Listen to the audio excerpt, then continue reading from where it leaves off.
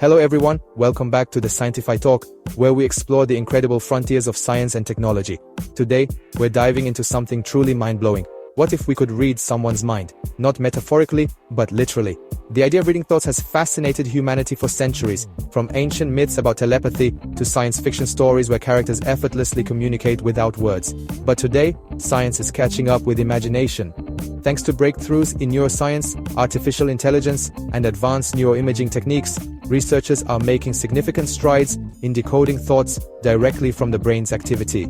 Let's dive into the cutting-edge science of mind reading, also known as neural decoding or thought decoding, and explore how it's becoming a reality. The journey into mind reading begins with the brain's language centers, a complex network including Broca's area, responsible for speech production, Wernicke's area, involved in language comprehension, and the auditory cortex. Every thought we form, especially those related to language and words, leaves a distinct neural signature, a unique pattern of neuronal activity. By analyzing these signatures, scientists are building the foundations of thought decoding. Imagine a future where people who cannot speak or write due to disability, such as stroke, cerebral palsy, or locked-in syndrome, can communicate freely just by thinking. One groundbreaking study at the University of California, Berkeley, spearheaded this effort. Researchers focused on the brain's auditory cortex and language processing regions. In their experiments, participants listened to spoken words, sentences, and even stories while their brain activity was monitored using fMRI. The team used advanced machine learning algorithms, including deep learning models like recurrent neural networks and transformers, to analyze the intricate neural patterns generated by each word, phoneme, and semantic concept. The result?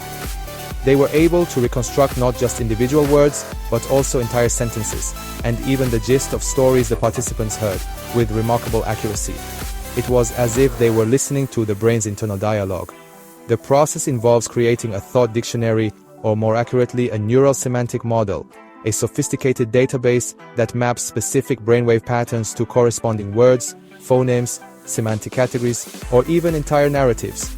Over time, as more data is collected and the algorithms are refined, these models improve, becoming more comprehensive and accurate, and even more generalized to new participants. For instance, the neural pattern associated with the concept of apple, which might involve visual, taste, and contextual information, is different from that of orange, and these differences can be captured and decoded by the system. Recent work has even moved beyond single words to decode continuous speech and even imagined speech. The potential applications of this technology are profound. For individuals with conditions like locked-in syndrome or ALS, thought decoding could provide a lifeline, restoring lost communication abilities. Imagine someone who is entirely paralyzed but fully conscious.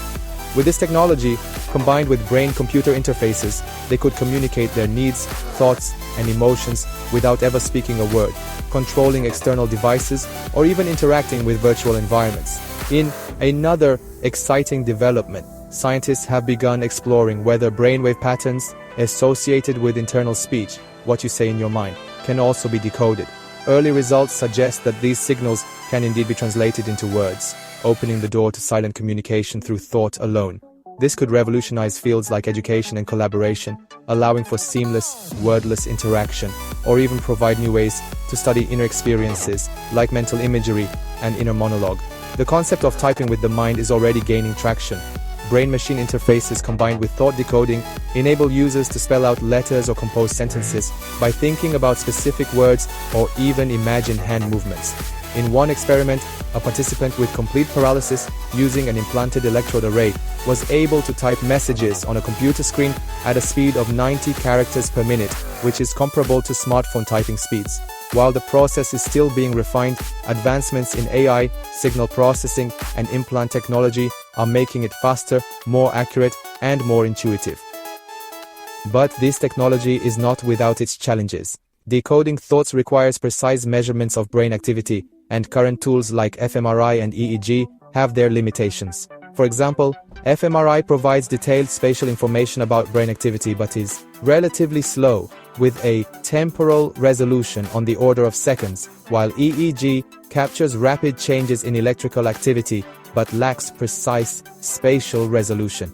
Scientists are working to combine these tools, like simultaneous EEG, fMRI recordings, and develop new neuroimaging techniques, such as magnetoencephalography (MEG), which offers better temporal resolution than fMRI, and more advanced optical imaging methods for more accurate and real-time results. Another hurdle is the variability of brain signals between individuals and even within the same individual over time. Each person's brain is unique, meaning that the neural pattern for a word like apple might differ slightly from one person to another. This makes it difficult to create universal decoding models, often requiring personalized calibration or transfer learning techniques for each user. Furthermore, the signal-to-noise ratio in brain recordings can be low, making it challenging to isolate the relevant neural patterns. Despite these challenges, the possibilities are thrilling. Thought decoding could extend beyond spoken language to include visual concepts, emotions, and even abstract ideas. Imagine being able to share a mental image or a feeling directly with someone else, bypassing the limitations of language entirely, or even understanding the thoughts of animals. Recent research has explored decoding visual imagery, motor intentions, and even emotional states from brain activity. The ethical implications of mind reading are equally significant. If technology can access our thoughts, how do we protect mental privacy? Should governments or corporations have the right to decode and analyze our thoughts? These questions are not hypothetical. They're pressing concerns that must be addressed as this technology evolves. The potential for misuse, such as unauthorized surveillance, thought control, or even manipulation of memories, raises serious ethical dilemmas.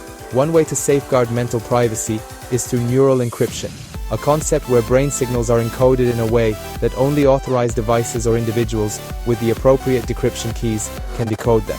Another approach involves strict legal frameworks and ethical guidelines to regulate the use of thought decoding technologies, ensuring they are used only with informed consent, transparency, and accountability.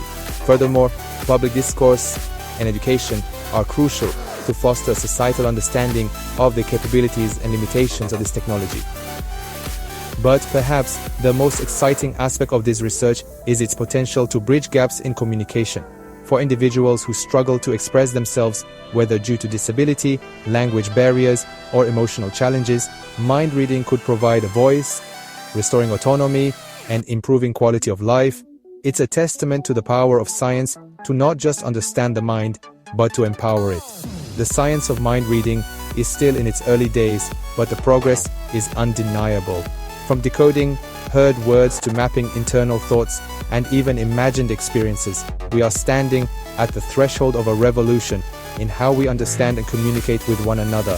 As we continue to refine these technologies, the possibilities are boundless, but so are the responsibilities. Protecting privacy, ensuring ethical use, promoting accessibility, and fostering public understanding will be crucial as we move forward into this new era of mind-brain communication. Thank you for joining me today. If you enjoyed this video, subscribe, like, and share your thoughts in the comment. See you next time.